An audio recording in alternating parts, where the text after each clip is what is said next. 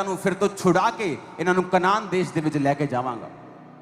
ਵਚਨ 'ਚ ਲਿਖਿਆ ਜਦੋਂ ਉਹ ਰਾਜੇ ਦੇ ਕੋਲ ਗਏ ਤੇ ਫਿਰੌਨ ਜਿਹੜਾ ਸੀ, ਰਾਜਾ ਜਿਹੜਾ ਸੀ, ਉਹ ਕਹਿੰਦਾ ਮੂਸਾ ਮੈਂ ਕਿਉਂ ਇਹਨਾਂ ਲੋਕਾਂ ਨੂੰ ਜਾਣ ਦੇਵਾਂ, ਮੈਂ ਇਹਨਾਂ ਨੂੰ ਨਹੀਂ ਜਾਣ ਦੇਵਾਂਗਾ। ਤੇ ਪਰਮੇਸ਼ਵਰ ਨੇ ਮੂਸਾ ਨੂੰ ਆਖਿਆ ਮੈਂ ਹੁਣ ਵੱਖਰੇ ਵੱਖਰੇ ਚਿੰਨ੍ਹ ਤੇ ਵੱਖਰੇ ਵੱਖਰੇ ਚਮਤਕਾਰ ਕਰਾਂਗਾ।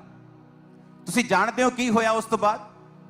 ਬਾਈਬਲ ਦੇ ਵਿੱਚ ਲਿਖਿਆ ਪਰਮੇਸ਼ਵਰ ਨੇ ਉਸ ਫਿਰੌਨ ਦੇ ਉੱਤੇ ਤੇ ਉਸ ਮਿਸਰ ਦੇ ਉੱਤੇ ਵੱਖਰੀਆਂ ਵੱਖਰੀਆਂ ਵਿਪੱਤੀਆਂ ਪਾਈਆਂ।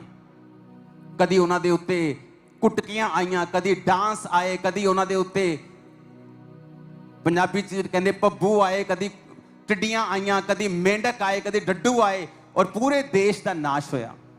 ਕਦੀ ਓਲੇ ਡਿੱਗੇ ਤੇ ਓਲਿਆਂ ਦੇ ਨਾਲ ਅੱਗ ਡਿੱਗੀ ਤੇ ਪੂਰੇ ਦੇਸ਼ ਦੇ ਜਾਨਵਰਾਂ ਦਾ ਨਾਸ਼ ਹੋਇਆ। ਕਦੀ ਹਨੇਰਾ ਛਾਇਆ ਰਿਹਾ ਤੇ ਪੂਰਾ ਦੇਸ਼ ਡਰਿਆ। ਤੇ ਜਿੱਥੇ ਇਜ਼ਰਾਈਲੀ ਰਹਿੰਦੇ ਸੀ ਪਰਮੇਸ਼ਵਰ ਨੇ ਆਖਿਆ ਸੀ ਕਿ ਉਹਨਾਂ ਉੱਤੇ ਕੋਈ ਕੁੱਤਾ ਵੀ ਨਹੀਂ ਭੌਂਕੇਗਾ, ਮੈਂ ਉਹਨਾਂ ਦੀ ਰੱਖਿਆ ਕਰਾਂਗਾ ਤੇ ਦੱਸਾਂਗਾ ਕਿ ਇਜ਼ਰਾਈਲੀ ਲੋਕ ਜਿਹੜੇ ਨੇ ਵੱਖਰੇ ਨੇ।